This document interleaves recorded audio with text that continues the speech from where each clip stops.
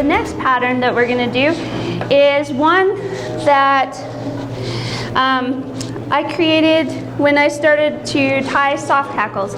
And so we're going to change pace here and put the little cottonwood special away. So when I was preparing for all of you amazing folks, I was like, well, I'll do something old and something new. So I'm going to give you one of my flies, and I gave you one of the Star Valley's older flies. And so with that, I'm going to just change over, and here's my large exaggerated. It's just a little soft hackle, and she's called the Vixen. So with the Vixen, this one's just going to be really exaggerated. There we go. But this is just for you to see. Again, we really won't be tying this unless you're going steel heading, and then we'll add a whole bunch onto this. But with this little guy, this is typically a 10 would be, oh, look at that ugly finger that's all bumped up. Ooh, yuck. So typically this little fella, this little sister is what I call her, is a nice little soft hackle. I created her in two versions, in a natural and then in the dark purple. And the dark purple was just because, you know, not that, you know, purple is the color, it's just that one of the more predominant flies for a dry fly that's very effective in the dry fly is, you know, your purple haze, which everybody loves. I hope everybody loves. And so your variation of the purple haze, because there's so many variations.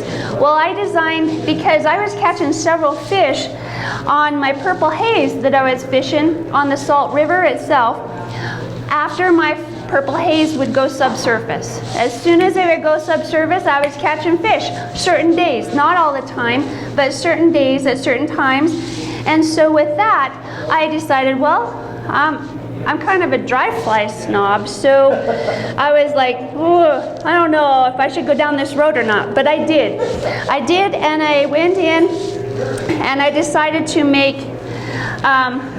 something that I could drift, something that I could, you know, let swing. And then I was, you know, Marty is all there.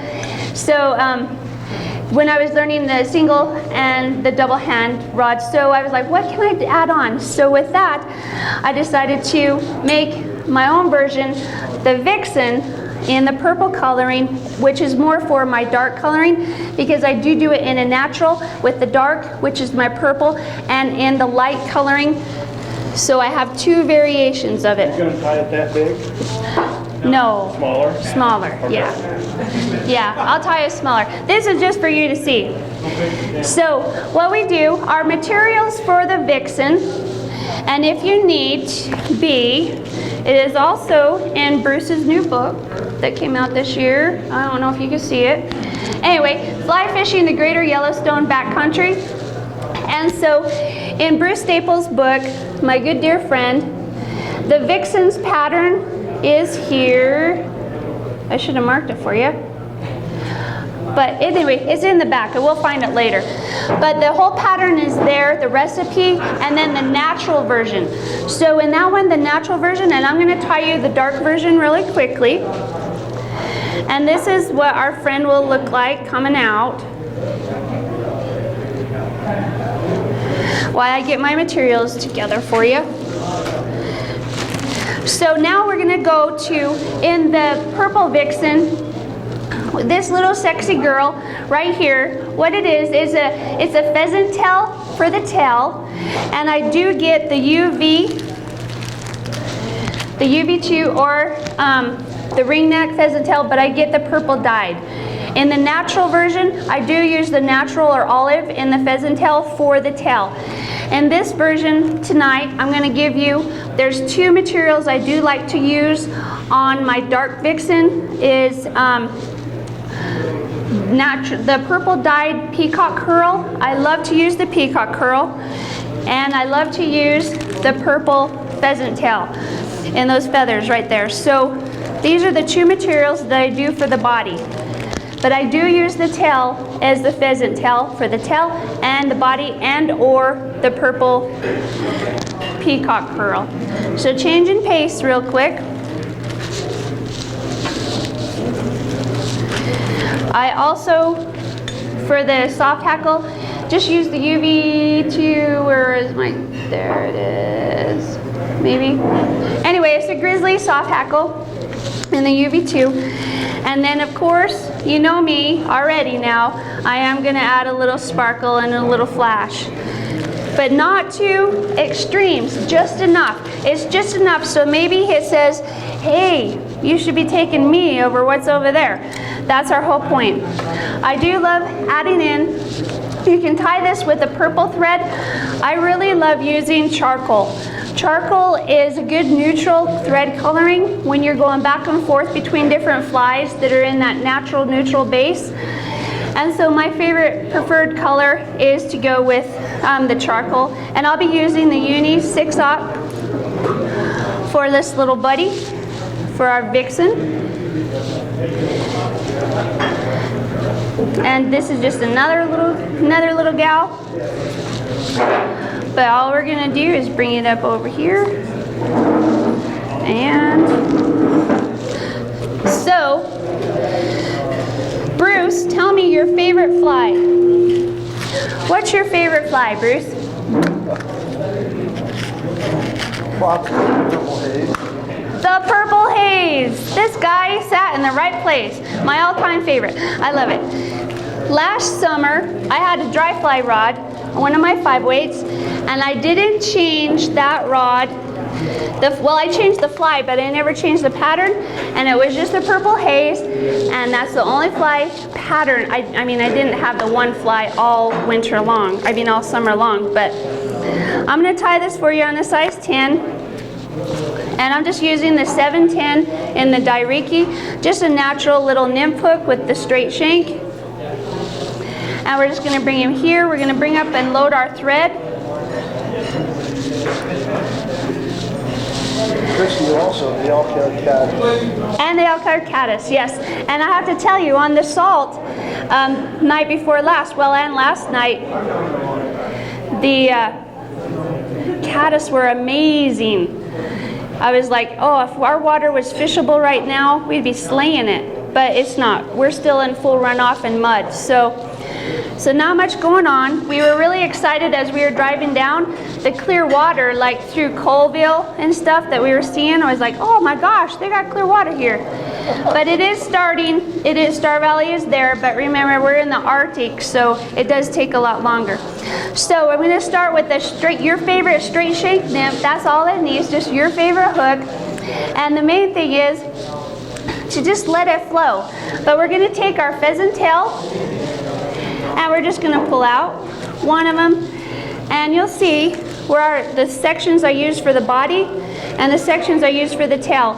So with the body, I'll keep these longer fibers and keep them there, and for the tail, I come down to the lower part of the pheasant tail itself, and I pick about 4 to 5 small fibers. Oh, he didn't pull. And I bring him up, stack him here, and I usually do the body's length of the shank for that tail width. Bring it up and over. I want him in, letting it lay right along the top. And as we lay it along the top, the nice thing is with this little fly is she loves flash. So now I'm going to add in my wiring. We're going subsurface, even though the cottonwood was subsurface too. We want this gal to have a little bit more class. So we're gonna bring her up, get this wire ready as we straighten it out, just a little hair. And now I'm gonna tie in my body fibers. So I'm gonna pull it right off. Again, 4 to 5 fibers. Bringing it in, and I'm not going to worry right here about so much on the bottom. Oh, they're telling me to hurry because everybody's ready for part 2. Telling me to hurry, I'm not tying in the tail. Okay, so I am going to tie, now I'm going to tie the tips in because I'm doing my body. I'm going to tie the tips into the center.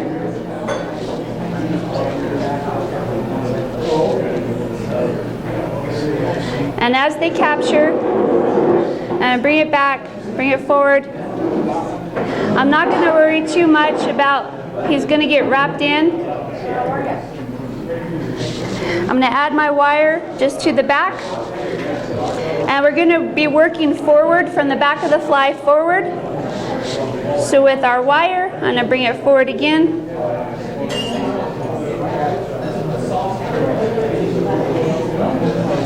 I'm going to bring that wire and bring it back.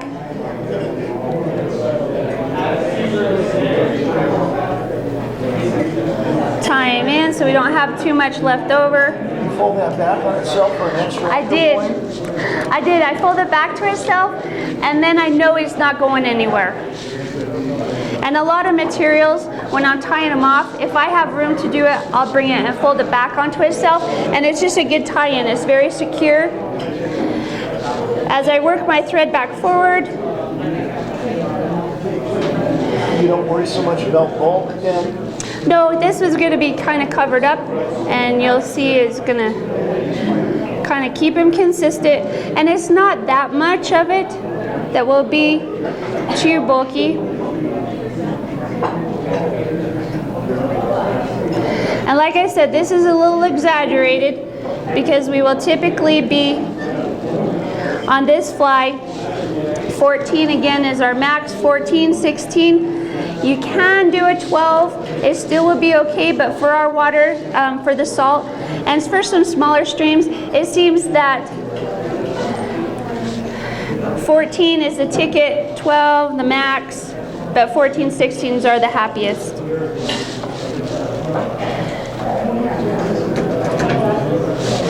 And bring it forward, and then I'm going to cross wrap with that wire to the Vixen right here, giving that nice little glitzy rib. Up and over, lock them in. 2 locks, I bring it back, lock it down, give a little clip away, and from here now we're going to add in our dubbing. So from here I'm going to add in my purple. I'm going to bring a little bit of a black. And with this little gal, we do add in that midge flash as the wings, as just little bubble wings on each side.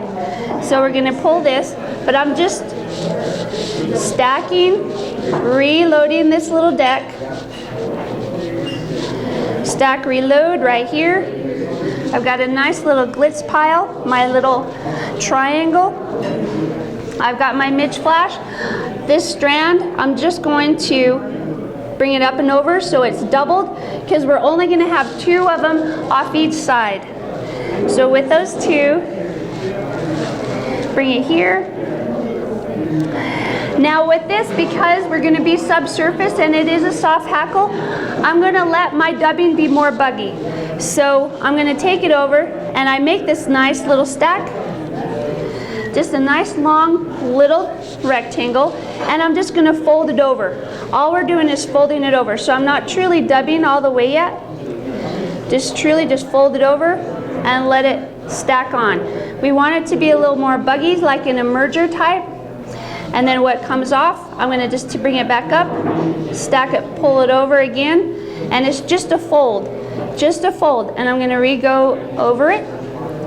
As it comes off, and see as it's getting locked in, it's giving that little bit, so now he'll have that pulsation. And now finally at the end, where I'm going to load him, is I'm just going to add a little bit of dub right here, build that little bit of a wing right behind where we're going to tie in our soft hackle, and we're going to leave him buggy for a moment. We're just going to leave it. Adding into our small little midge flash, and I'm just going to lay it across the top. Lay it across the top. You let him get locked in. As it gets locked in, pull him up and over. You can do a figure 8 if you choose. I've been a-okay just as it is locked in. Pulling those 4 strands back, locking it down, so now as I let go, there's 2 on each side. So there's 2 on each side. And I'm gonna leave him long because I'm not ready to trim up this body yet. So I'm just gonna let him lay along the body here, as you can see, and I'm gonna leave it. And that's just gonna be enough to give a little poof when we add in that soft hackle. So now, right before the soft hackle, I wanna add just a tiny bit of dub. Build this head right here where that soft hackle is gonna lay right behind. And then I'm gonna take my soft hackle, my little grizzly. And with these, you don't have to be as particular because it's just about 3 wraps is all we're gonna do. But I do save all my fluff at the end for other extracurricular tying moments. But I'm gonna bring it up and I'm just gonna palmer it back, taking from the tip, palmering it back, and I'm gonna clip so that I have a little bit of an area. And I know with other soft hackles, you can give us, you know, a little section here, clip it so that it ties and wraps evenly. With this little gal, she's so easy to please. We're just gonna take her right here, lay it across. As it captures, bring it in, tie it back. I'm just gonna come around here and clip him because he turned just a tiny bit on me.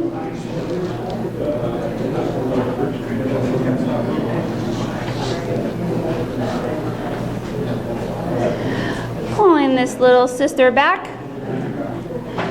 I know he's locked in and captured. And from here, you could use your hackle pliers, but we have enough. I'm just gonna bring it in.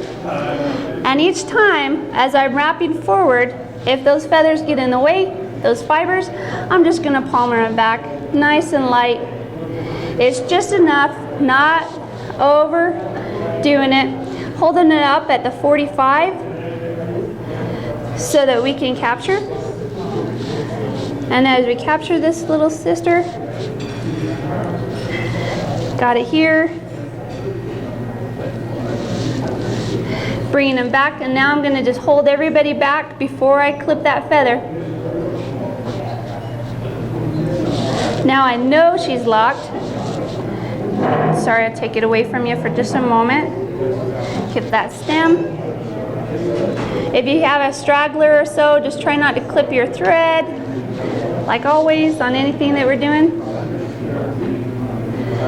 I've got a little fiber there, but as we whip finish off,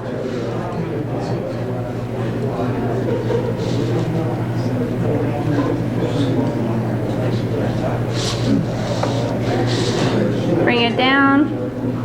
And now I can trim out my fly, so I'm gonna bring those midge flash up, and I'm just gonna take it back to where, see how our soft hackle is about right here? That's where exactly, and it's usually to the end of the body, exactly where I want her to be.